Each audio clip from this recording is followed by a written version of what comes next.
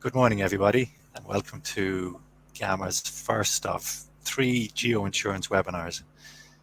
My name is Richard Garry, and I'm the Chief Commercial Officer at Gamma. Last year we had a great event in the Marker Hotel in the IFSC, but obviously this year, for obvious reasons, we can't quite meet in person, so we've gone virtual. While it's unfortunate we can't meet in person, hopefully today's speakers can engage you for the next approximately 50 to 60 minutes. Most of you probably know who Gamma are, but for those unfamiliar with what we do, Gamma is a cloud-hosted solutions provider that integrates software, data, and services to help our clients reduce risk through location intelligence. So what does that mean? So what we do is we help the insurance sector by providing solutions like geocoding, peril data like flood data, subsidence, crime information. We also have a pre-filled building level data set built on our AddressLink platform.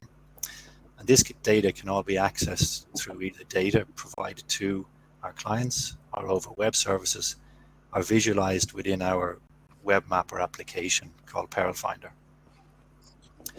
Our aim today, tomorrow, and through next week's webinar is to bring up to speed on what's new in geolocation for the insurance sector. Today we'll be covering modeling predominantly, and new models, new data. Tomorrow it's a look at data and developments in relation to parametric insurance, and next week an overview of our white papers on the impact of climate change on properties across Ireland and the UK. So if you haven't registered for tomorrow or the next week, please do. Our speakers today are Oisin Boydell from CeADAR. So CeADAR is Ireland's Centre for Applied AI at UCD. Oisin will explain how they are applying artificial intelligence to Earth observation data to extract information on objects and ground cover. Charlotte Cuffe from Gamma give us an overview of a new burglary model that's recently been developed for the UK. And Vanessa Balmbra from JBA will provide an update on their new model for Ireland, and also the climate change analytics model, which looks at obviously climate change over the coming decades.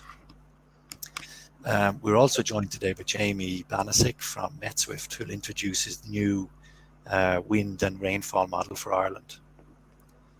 After our speakers, we'll have a question and answer session. You can actually ask questions as we go along within the question section on the right hand side. Just enter them there and we'll get to them at the end. So as mentioned, our first speaker is Oisin Boydell, who is the Principal Data Scientist and Head of Applied Research Group at CeADAR, which is the Applied AI Centre in UCD.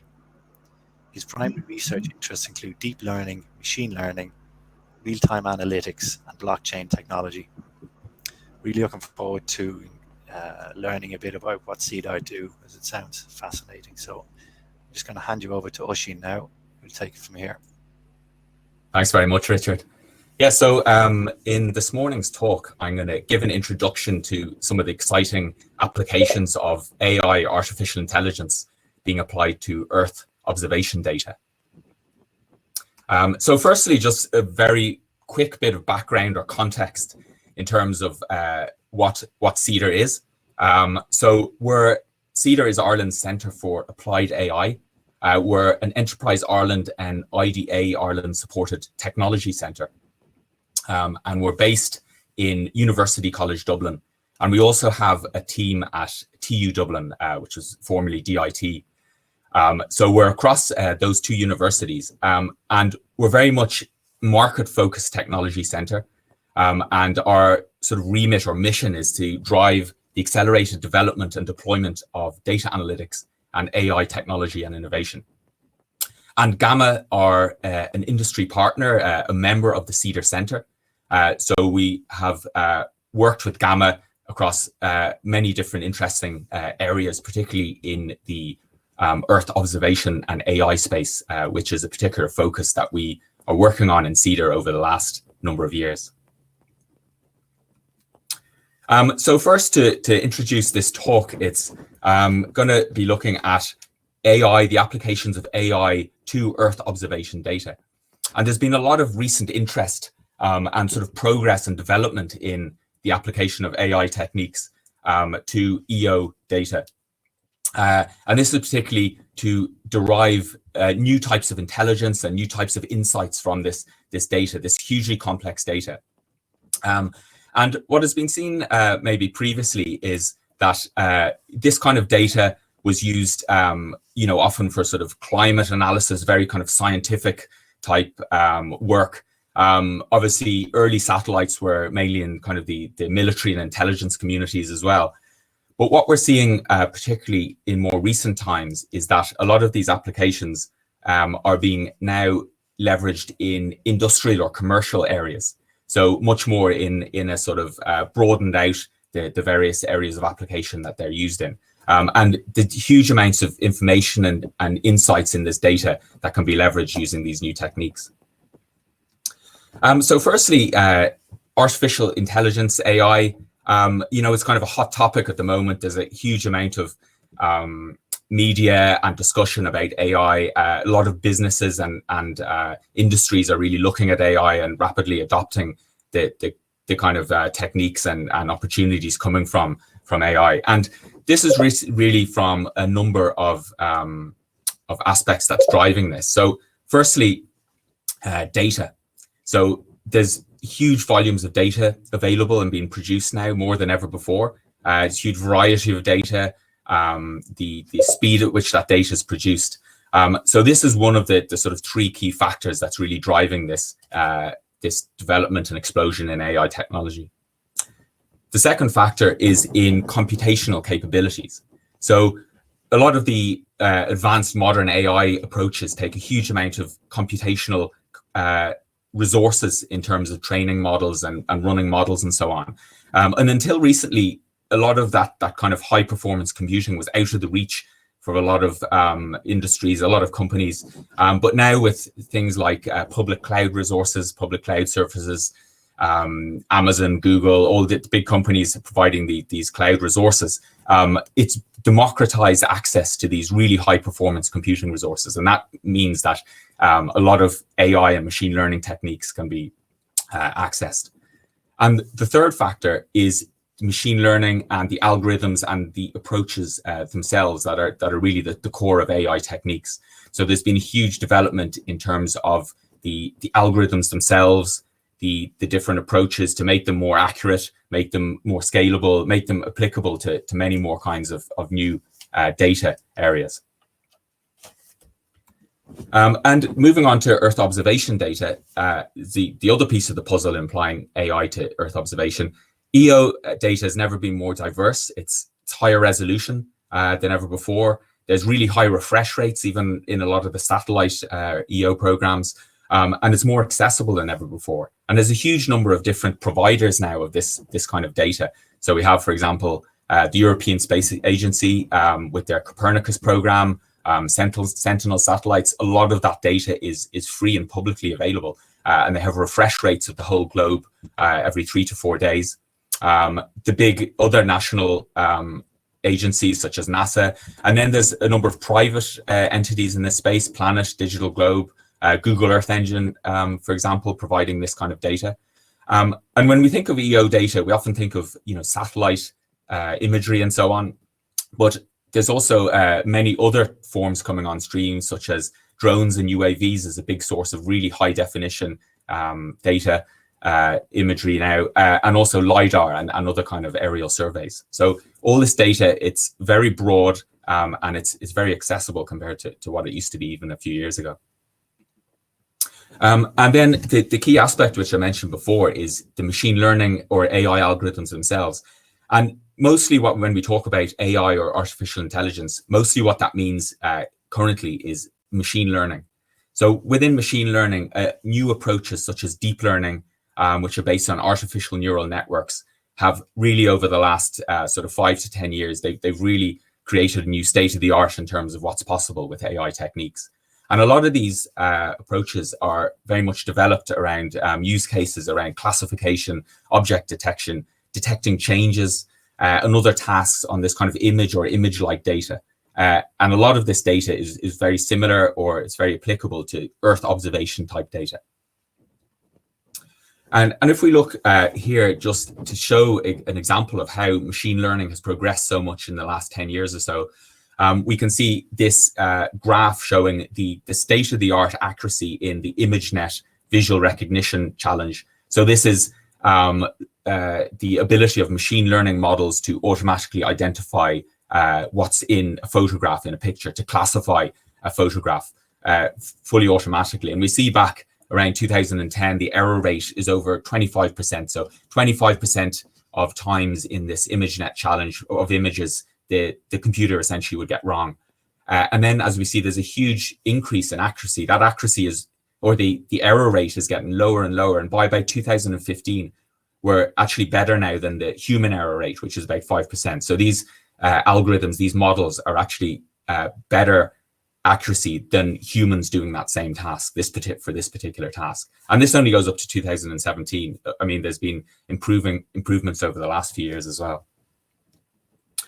So now I just want to, I suppose, present how some of these applications and leveraging these new AI techniques and the data that's available and what we've talked about has been applied to Earth observation data in some really interesting, potentially useful across a huge range of areas, applications. So one of the classic ones, I suppose, is object detection.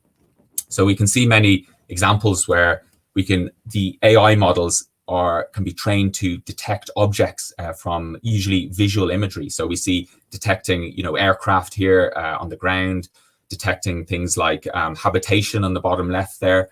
And around the middle, we see detection of cars. So there's some interesting use cases where economic indicators can be derived from how many cars are parked in Walmart car parks in the US, for example. And that can be automatically determined very quickly from satellite imagery using these AI approaches. We see ship tracking on the right. And in the bottom right-hand side, interesting application, these are oil storage containers. And by using AI and detecting the shadows cast by the sun, you can tell the height of those, the inner covers of these oil containers, which can estimate how much oil is in these. So you can do an estimation of oil reserves over huge areas automatically. Many interesting applications using object detection. Another common area is land cover and land use mapping. So this has been applied a lot in terms of automatically measuring crops, for example, which crops are grown where, the stage of those crops development. So there's huge applications in agri-insurance and also smart agriculture in general. And the top right there, we can see an example of automatically mapping roads or networks of communications networks like roads and so on. And in CeADAR, we've worked earlier in the year actually on an application in sort of land use mapping, where we developed a machine learning pipeline, which makes it easier to kind of produce these kind of models for specific types of land use that someone might have. So, for example, we did this on OpenStreetMap data, where we trained this machine learning pipeline, and we used it to produce predictions of buildings, water, roads, forests, and other kinds of land cover. And the key thing here was building this machine learning pipeline and the tool set to allow this to be done in a much easier way and a more accessible way than what would have been done where you have to bring all these tools and libraries together. So it was to try and make this process of training these types of models for kind of more niche or specific use cases to make that easier to do and just faster and requiring less sort of expertise to create really useful models. Another application, which is particularly, I think, relevant to some of the sort of insurance cases, is around wildfires, burn scar mapping. In the bottom there, we can see the north of the island of Ireland, some burn scar, wildfire mapping that's been done from satellite imagery there. This is obviously more useful in big, large areas.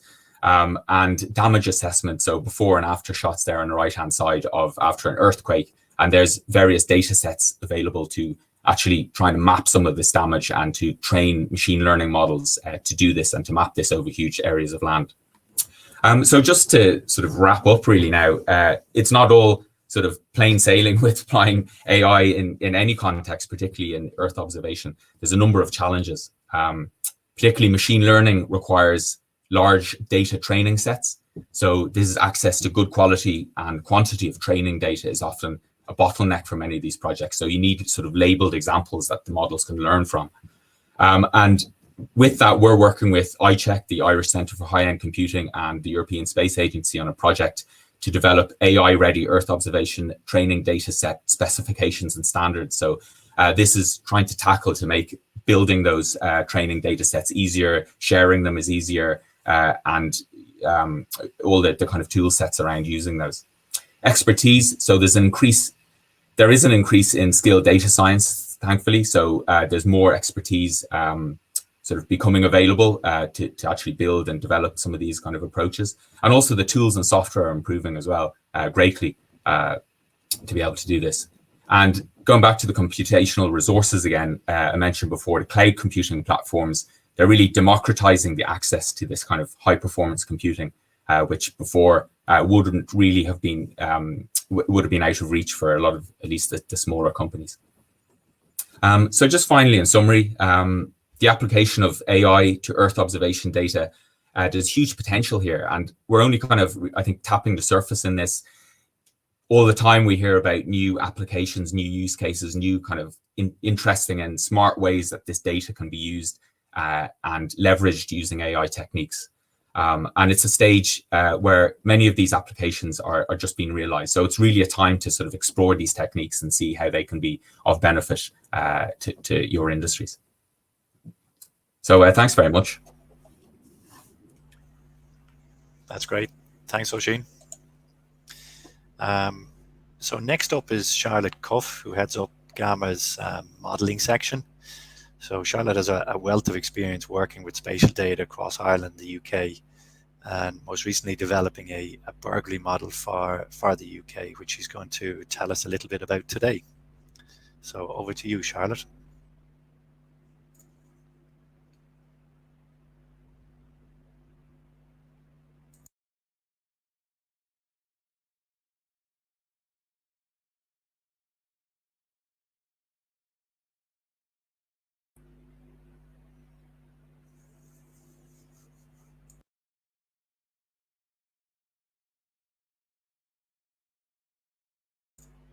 Charlotte, you're muted there. Thank you, Richard. Before that went too far. So hello, everybody. My name's Charlotte, and as Richard mentioned, I'm speaking today about Gamma's new model for burglary risk, and in particular, how it brings together data from a lot of different sources, including from different countries, to improve our model predictions. We developed this as part of our ongoing project to quantify all of the different risks and hazards that a property might be vulnerable to based on its address. And burglary is an interesting one because historically burglary in particular, and crime in general in fact, have been quite challenging to model. So let me talk a little bit about exactly why that is and why we need to have a somewhat different approach. So one reason is the type of cause-effect relationship that exists between the risk factors and the outcomes. So for any risk at all, we can think of it as sort of coming in two parts. There's the physical component, the environment, what's literally there. And then there's the social component, which is the people who are present. They're both the people who suffer from the hazard, but they're also people whose behavior can sometimes have an influence on it. So for some phenomena, it's very largely determined by physical factors. So if we asked a question like, why did this house flood? The answer to that is certainly complicated, but it's deterministic. You could say that it flooded because there was a winter storm, and that storm led to a lot of heavy rain, and maybe there was also a storm surge, so the sea level was higher, and perhaps that unfortunately happened at the same time as a high tide, and that's why the house flooded. Or you could look at it in a different way to say, why was the incident here rather than somewhere else? And that might be because, well, this is an area that's near the coastline, or it's on low-lying ground, or there's no flood defences. And that's important because it means, and that's just one example, of course, we could go through the same thing for, subsidence or a wildfire and etc. But what all that means is that the question what risk factors for that outcome, for that event, exist at this location, at this address, that is an answerable question. So when it comes to crime, to burglary, the question of like, why was this house broken into, or is this address at risk of being burgled, that is not purely a physical question, because somebody has to make a decision to commit a crime. Somebody chooses to break into this property rather than that property, or rather than ideally not breaking into any property at all. Now, there would of course still be a physical dimension to that. So if you think about an apartment block where everything is sealed up and maybe there's security on the ground floor and so on, that's going to be a lot more difficult to access. So it would be safer than maybe a bungalow with a very big garden, lots of ground floor windows, maybe no neighbors overlooking it. So there certainly is a physical dimension, but there is also definitely a human component. And if we try and model it without paying attention to that human element, we're very likely to miss a lot of the details. So without trying to compare whether maybe criminal psychology is more or less complicated than weather systems or landslides or wildfires or other events like that, I think we can probably say at least it's complicated in a different type of way. The other thing that we need to model a risk is we need some information about both the risk factors or the potential risk factors and the outcome that we're interested in, because I mean that's central to machine learning. So for any given address, we do actually have access to quite a lot of detailed data about what risk factors might or might not exist there. We know what type of building is it? Is it that apartment block or is it that isolated bungalow? We know if it's a person's home or if it's a business. If it's a business, what type of business is it? Are we talking about, say, a shop that closes at 5 in the evening or a pub that's busy until 1 a.m.? Well, would have been busy, I suppose, in these days. If it's a residential area, we know some things about the demographic profiles. If it's a business area, we know the profile of businesses around it. So there's a lot of data about things that may or may not turn out to be risk factors. So ideally, we would just overlay that profile with our high risk and low risk, or high crime and low crime areas, and use that to identify what sorts of risk factors are associated with increased risk. And that's the other challenge that we have with crime, because it can be quite difficult to determine exactly where a particular burglary happened.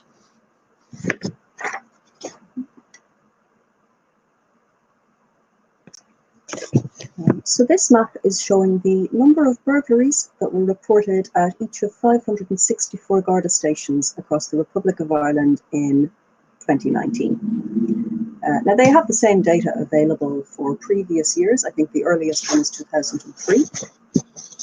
So if we want to, we can have a look at how this sort of changes over time. And in fact, it turns out it is quite stable from one year to the next. You can see there's certainly a geographic element there. You can see there's areas with more burglaries being reported and areas with fewer. But the exact location where the incident took place is not reported here for data protection reasons, and that's very understandable and very appropriate. So this is potentially useful data, but in an absolutely perfect world, we'd be able to pin it down a bit more precisely still. Now, in the UK, the same data is actually reported a little bit differently. So this is a map showing one section of Belfast, and this is showing in September 2020, so just a couple of months ago, where different crimes were reported. Now, this is still approximate. So if a burglary was committed or was reported at, say, number 5 Main Street, it'll be recorded on this map at the centre of Main Street. So these are all sort of midpoints of streets near to where burglaries were committed. We still don't know exactly where the incident took place, but we do know that an incident took place very close to each of those points on the map. And luckily, that is enough precision that we're able to associate each burglary with one output area from the census of population. Now, there's more than 232,000 of these areas. Each of those little black boxes on the map is one output area. So with a couple of 100,000, that is actually a very nice degree of precision for modelling with. They cover the entire UK and so they cover the whole of Great Britain and Northern Ireland, so nothing falls outside those boundaries. And another very useful thing about them is that that lets us associate lots of other data sets with it, because we would know demographic profiles and point of interest profiles for each of those areas. So not in Ireland, but in the UK, for each of those little blocks, a couple of 100,000 of them, we have both a set of potential risk factors and we also have outcome data. And what that means is that we can use all of these different layers of data, risk factors and outcomes, to train a machine learning algorithm to identify the characteristics of locations that are high risk for burglary, or low risk, or average risk. So what we've gone from is a lot of separate, unrelated data sets to one single output, which is a continuous numeric risk score that we can associate with every address. And those risk scores fall into roughly a normal distribution. I'm sure you'll all recognize this bell-shaped curve. So a score of 0 in the center there is the overall average risk, perfectly normal. If you've got a score that's towards the blue or the purple end of the curve on the left-hand side there, that's much safer than average. And if you've got a score that's over in the orange and red end on the right tail, that's an area that is at higher than average risk of burglary. I've shown them grouped into bins here, but you can, it's a continuous score. And this is very flexible because it means that we can divide these into high, medium, and low risk scores using any set of cutoffs that we want, depending on the situation. So in this slide here, I've said, what if we said every score bigger than 1 was considered high risk? That would be all of those properties, this is in Manchester, that are highlighted in red on the map. But if you wanted for some reason to change that threshold, that's very straightforward to do. So this is showing a smaller proportion of the right tail, so a narrower range, and you can see the number of properties that are red, that are high risk, is now smaller. So you can imagine you can slide that cutoff around the graph anywhere that you want. So if all we wanted to do was model burglary risk in the UK, well, we'd probably stop there and say we're finished, we're happy, it's great. But we started in Ireland with this talk, and we're now going to return to Ireland. So what we have is a fully trained machine learning model that takes a set of risk factors and uses them to predict burglary risk. So if we can generate the same set of risk factors for addresses in Ireland, we can pass that through our algorithm and we can produce an estimated risk level for those Irish addresses. And that actually gives us a huge improvement because it lets us go from this map derived from the Garda station data I showed you at the beginning, with 564 ranked areas of different risk levels, through to this map that has over 18,000 distinct risk scores. So that's a roughly 33 times higher resolution. So that is, I think, a very significant increase in the level of spatial detail that we can use in our burglary model. So that's how we can bring together not only different data sets from within the same country, but different data sets from different countries to make better predictions across the board. Thank you very much. That's great. Thanks, Charlotte. Great insight in how we can use data from other jurisdictions and bring it back to improve what we've got here. Our next speaker is Vanessa Balmbra from KatRisk. JBA provide flood models for Ireland. Probably most of us are familiar with what they do for Ireland. They also do it across the UK and I think from almost every country across the world. Vanessa is JBA's property and financial sector specialist. She's going to provide an update on their latest models for Ireland, but also introduce us to their new climate change analytics model, which predicts how flooding will change over the coming decades. So just hand over to you, Vanessa. Hi, thanks very much, Richard. So as Richard's already mentioned, I'm going to talk about the upcoming flood map updates for Ireland, and also introduce you to JBS Climate Change Analytics, which you may be aware has been released not long ago. So talking initially about our flood map updates, this year we've started to remap the whole of the Republic of Ireland following the receipt of a new and up-to-date elevation data map. We've so far updated 4 catchments, which is shown by the pale blue area, and this includes Cork for river and surface water flooding. Progress has been a bit slower than we'd anticipated due to the late delivery of our elevation data from the suppliers. So unfortunately, we haven't done as much as we would have liked for this release. We've not received any updates from OPW on their defence data, so please don't expect any changes on that this year. As well as an update to the elevation data, we have also refreshed our other model inputs such as the hydrology, our land use maps and other modelling assumptions.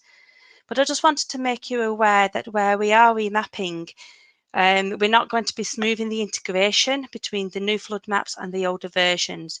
So what this means is that you might see some edge effects on the borders, which will be smoothed over time as we complete the rest of the maps. But the reason for this is due to switching data suppliers. So previously our mapping used dated radar elevation data, which is quite old data now. And we're converting over to photogrammetry data. Now this photogrammetry data is reasonably new. It's been flown over the last 18 to 24 months. I just wanted to show you the comparison of the new data compared to the old data, and just to give you an idea of what you're looking at here. The white and brown areas are the higher ground, which then go through the yellows, greens and blues to the pale blues, which are the low-lying areas. So on the right is the photogrammetry data, and hopefully you can see it's much more detailed and it's appearing much finer resolution than the radar on the left. And if you look closely, you'll make out several roads and other features that are missing from the radar version. But the finer resolution will have a positive impact on our models.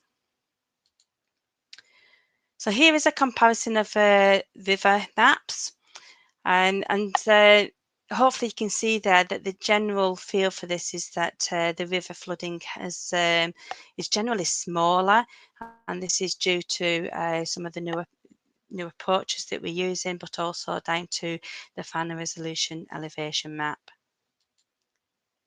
And for surface water, we're seeing better defined low spots and small stream pathways due to this improved elevation data. But in addition to this, we're also removing the surface water out of our models once it hits a main river. So what this means is that we're removing the duplication and double counting of flooding on river floodplains.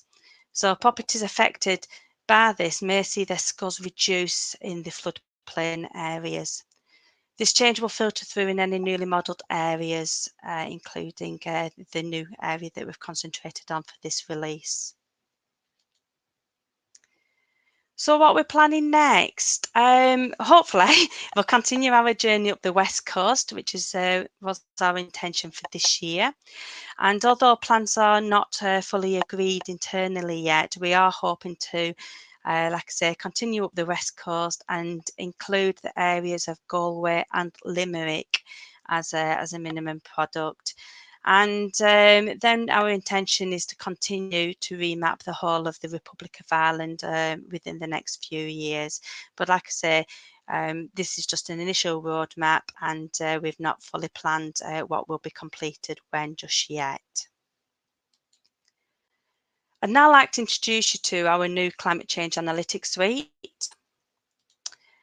So by its very nature, there's a lot of uncertainty around climate change, and this year JBA has invested much needed research into how we can help insurers, banks and other financial institutions to understand how climate change will affect their business. We have been collaborating with several large UK banks in particular to determine a global approach to estimating how flooding will change under several future scenarios. We understand regulators are also considering climate change in more depth. It was included in the 2019 insurance stress test from the Bank of England's PRA, and banks are anticipating the need for climate change data in their upcoming stress tests. We understand this will be released soon, but we just don't know when yet. JBA also has created a suite of climate change analytics which can be easily attached to our company's in-house property data. We understand that a lot of our clients don't actually use mapped data, but are wanting something that's very simple and easy to attach to their properties and their portfolios. We've used the latest climate projections, and for Ireland we've used the CMR P6, and in the UK we've used the CP18. So what we've done is taken the climate projections and JBA's database of simulated flood events and calculated potential change in return period of the simulated flood events globally, and we can do this globally. Relating this to JBA's flood maps, we've been able to identify the potential change in flood depth. So this is what we refer to as the climate change data array, which we can see listed at the top of the list on the right. This is the heart of JBA's climate change analytics data. JBA considered the needs of all their end users, and we've derived a suite of analytics that should satisfy most business requirements initially.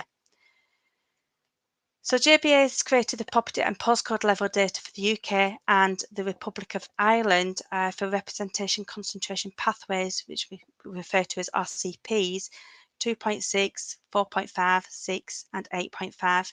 And we've also considered time horizons from 2025 to 2100 in 5-year chunks. Data is available for river, surface water and coastal flooding. Being at property and postcode level means that we can also update this annually in line with our flood map updates using the latest data that we produce each year. This is beneficial compared to static flood maps, which are less easy to update frequently, especially when we are maintaining all those RCPs and time horizons for each flood type. As you can appreciate, that is a lot of data. So using the results from the climate change data array, we're able to create a series of products to suit most businesses.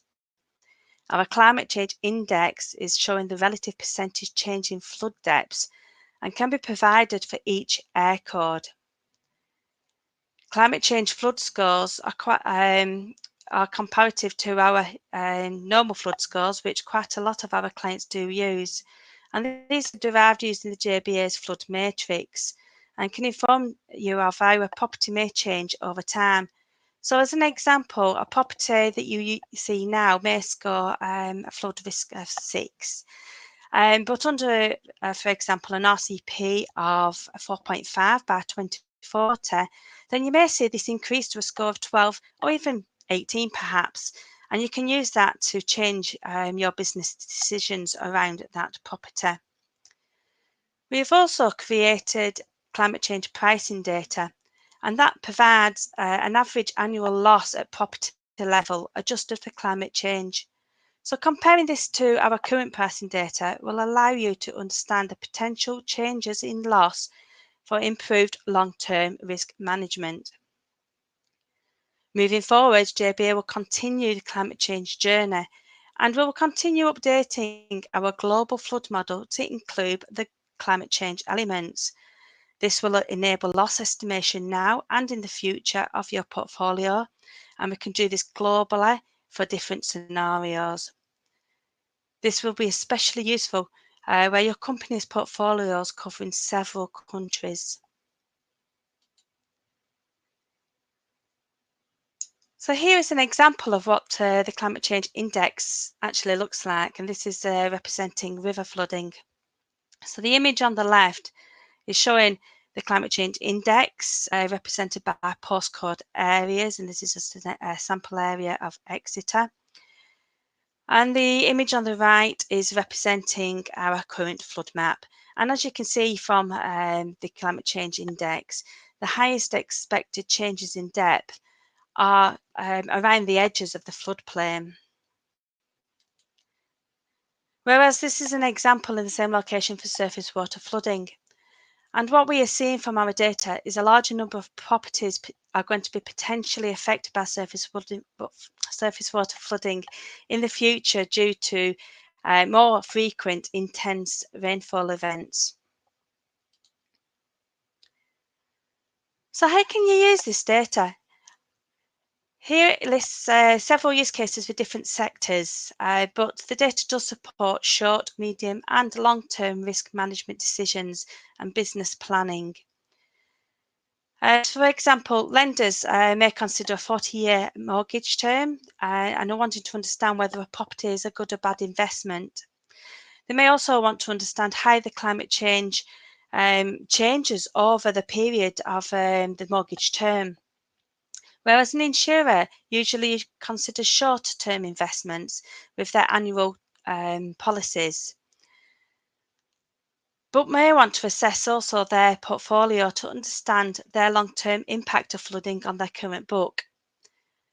Not understanding your climate change risks may leave you behind, and companies need to be aware of where climate change may have a major impact, as they could be left with those risks, allowing other companies to take the lower risks. Regulatory moves are starting to also encourage more thought in this area, especially around long-term sustainability and strategy. So on that note, I'd just like to say if you'd like any further details, then please do get in touch either directly with Gamma or your contact at JBA. So thank you very much. That's great. Thanks, Vanessa, for that update. Our next speaker is Jamie Banasik from Metswift. He probably be new to most of you. Metswift they use AI and meteorological data to build wind and rainfall models. They've been active in the UK for quite a number of years, and they've recently developed a wind and rain model for Ireland. So Jamie's going to tell us a little bit about that today. So over to you, Jamie.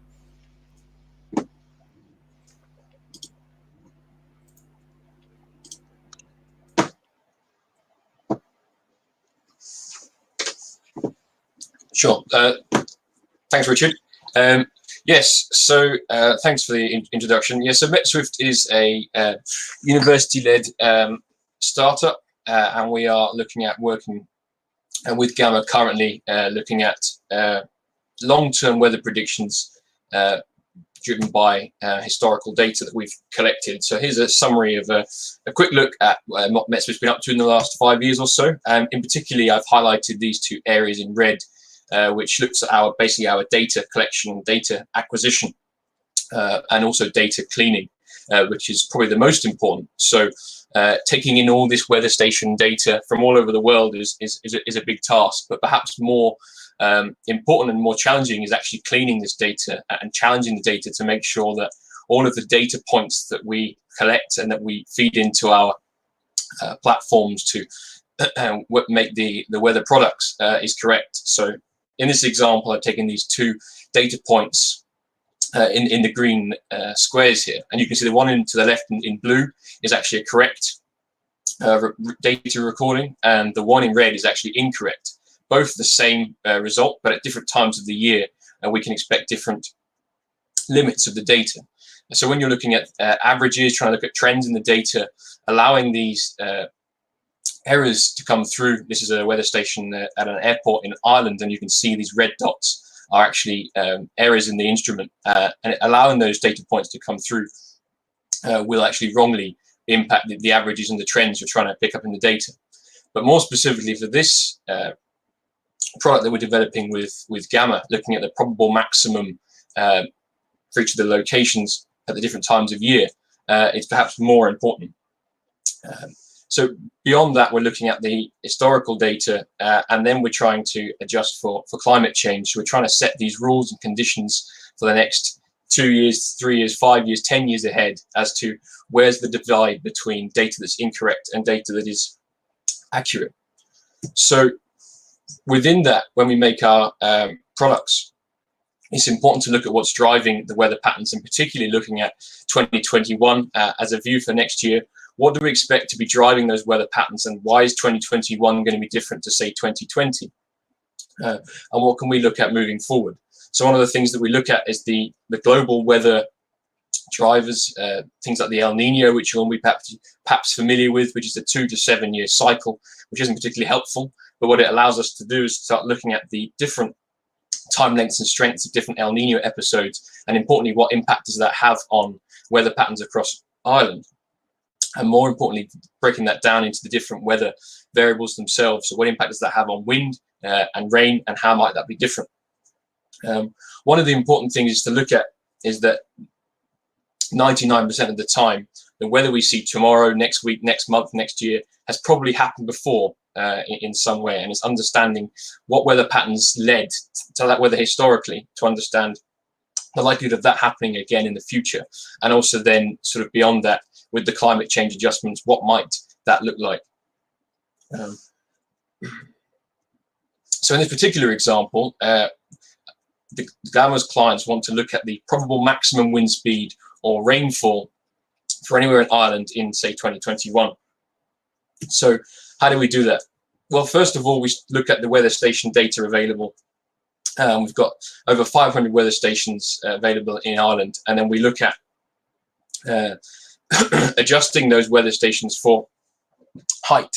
So if you imagine a contour map for Ireland, we band all of the weather stations into different height bands, and you can see that we use 10 to sort of 20 meters in the lower spectrum, and then up to sort of 50, 100, 200 meters as we go higher. And it allows us to take different slices of the weather stations useful for each of the locations. And you can see here that most of the weather stations are within 10 miles of each of the locations searchable on the Gamma platform.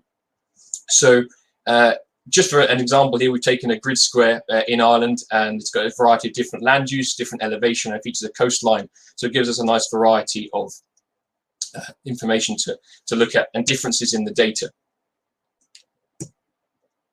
So as mentioned, looking at wind speed, particularly looking at the risk of going above a selected limit for a particular time period. In this instance, we're looking at the 2021, and we're looking at the chance of any daily wind speed, including wind gust, the short bursts of wind, going above 60 miles per hour in this particular area. And this product will actually be for the whole of Ireland. So we can see it down to the southwest of this image.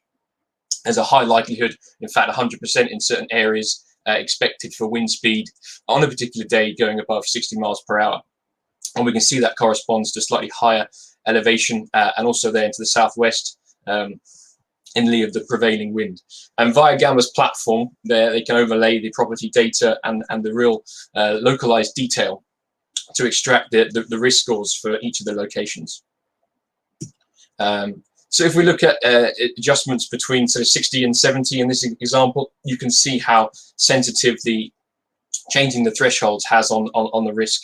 And you can also see that pattern emerging there. If I go from 70 through to 80 and even to 90, you can still see in the southwest area that there's a fairly reasonable chance of 90-mile-an-hour winds occurring on one of the days in 2021. And that's important to understand which band each of the locations is in terms of its maximum wind speed. We also have a similar product developing with rainfall. So the same work with the weather stations and looking at the rainfall data. And we can see here that the chance of 30 mil of rain falling in a particular day, that would be a fairly wet day, but is unlikely to cause too many problems. And we can see it's fairly typical to expect that across this location. However, when we move up to 40 mil, we can see that it starts to isolate again the areas to the southwest, slightly higher in elevation, and less so to the more inland areas. And then when we go further to 50 millimeters per day, you can see that the numbers come down and then 60 and higher. And we can effectively use these different bands of rainfall or wind speed to look at the likely maximum occurrence for each of the locations. As I mentioned, all of the data going through the platform via Metswift has gone through our data cleaning to make sure that all of the data points filter out any inaccuracies with the instrumentation or the recording, so that we get complete and consistent data sets. With the risk scores that we have currently, using the different thresholds, makes the development of this product useful for the parametric risks and potentially development of parametric insurance products. And as a combination of our mathematical and climate and weather scientists at Metswift, we continue to check and validate and update the platform and the rules that are driven to create these algorithms to look further and further in the future. And in fact, we can now extend these products out up to 5 years and potentially beyond. So this is just a first look at a product that we're developing with Gamma for next year, but hopefully just the start of our partnership. And that's all. So thanks very much for your time. Any questions? That's great, Jamie. Thanks a million for that. So we have some questions coming in. I'd just like to, first off, thanks all the speakers for your time today. There seems to be a few questions here. One for Oisin. What do you see as being the next big thing we should look out for in AI in the future? The next big thing. So, I mean, I suppose, yeah, prediction mode here. No, I mean, AI is a kind of, you know, it's a sort of continuing journey, I think, and often the term AI is used, you know, in quite a loose way to cover a number of different things. Currently, I think AI is really used in the context of machine learning. So what we talk about is machine learning, and particularly supervised machine learning is really what we call AI at the moment. I think for the time being, that's going to be the predominant kind of tools and techniques that are used for AI approaches. And I think what we're seeing, and particularly with Earth observation data, is AI techniques just being applied to new areas.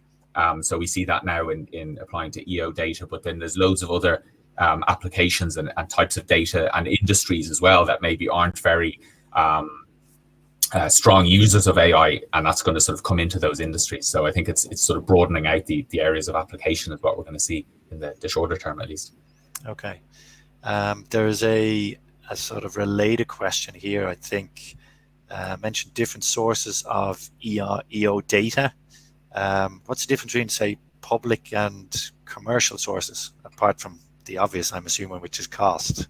Yeah, sure. So yeah, it's the interesting thing with particularly a lot of the sort of satellite programs drive data. A lot of these come from, you know, European or sort of NASA, big sort of national programs, and they're often freely available because, you know, the taxpayers' money essentially funding these. And they're great sources of data, and they're very broad usually in terms of different kinds of sensors. It's not just visual imagery, but for, you know, a lot of the sort of higher resolution, sort of fine-grained modeling that you might need on a very like localized level, a lot of the private companies and private suppliers, they provide maybe much higher resolution data for certain specific areas, and they also provide a lot of added value on that data as well, with sort of additional processing and products built on top of those. So it really depends really what the end use of that data is. But that extra cost is for that added value of either higher resolution or these additional sort of products and processing that you can get for free or get for paid services. Okay, thanks. A question actually for Jamie. Are you open to someone testing your model? I'm assuming you are. We certainly are. With claims data. With claims data, I'm assuming. Yeah, absolutely. Yeah. So obviously we've got the historical data where we can look back at when the claims happened and see if the weather data is in line with matches where the claims have occurred. And then beyond that is to test the predictive models for 2021 and beyond to see whether they are picking up the right areas where the claims are going to be expected and how that might change over time. So yeah, definitely. Excellent. And we're obviously available to assist you with that as well, if there's any geocoding of that required. Charlotte, in relation to your crime data, how is burglary defined for these purposes? And then related to that, what other crime data is there? Oh yeah, so could it be used, for example, to predict arson? Yes, actually, to answer your second question first, there is arson and criminal damage is one of the data sets that is recorded. There's also, excuse me, there's also shoplifting. There's also vehicle crime, which might be somebody stealing things from your car or just somebody smashing your car window in the hope of stealing something from it. Burglary is stealing something from a building that you're not legally allowed to be in, or illegally entering a building for that purpose. So if somebody smashes your window and they don't manage to steal anything, they are still a burglar. But shoplifting is not burglary, assuming you've entered the shop legally. The act of stealing is shoplifting. On the other hand, if you came back after the shop had closed and broke a window and stole the same object, it's now not shoplifting anymore. Now it's burglary. Okay. Okay. Thanks for that. Vanessa, can you explain a little more detail how banks are currently using the climate change data? Of course, that's not a problem. So with the banks that we're currently working with, we're seeing them using the data in several ways. Firstly, for mortgage origination, so they're using just JBS flood data to have a look at the flood risk to a property in the valuation services, as well as directly in the banks themselves as part of the mortgage application process. And then are looking at the climate change analytics to identify how that climate change impact of flood will impact the property over the term of the requested mortgage. They're also using the flood data and climate change analytics to assess the back books. So looking at the whole portfolio to find hotspots and make business decisions and planning. And then they also taking into account loss estimation, and some of them are actually using our pricing data to do this, but looking at property devaluation and trying to assess the loss associated with properties and how that potentially could impact the default and impairment charges fund.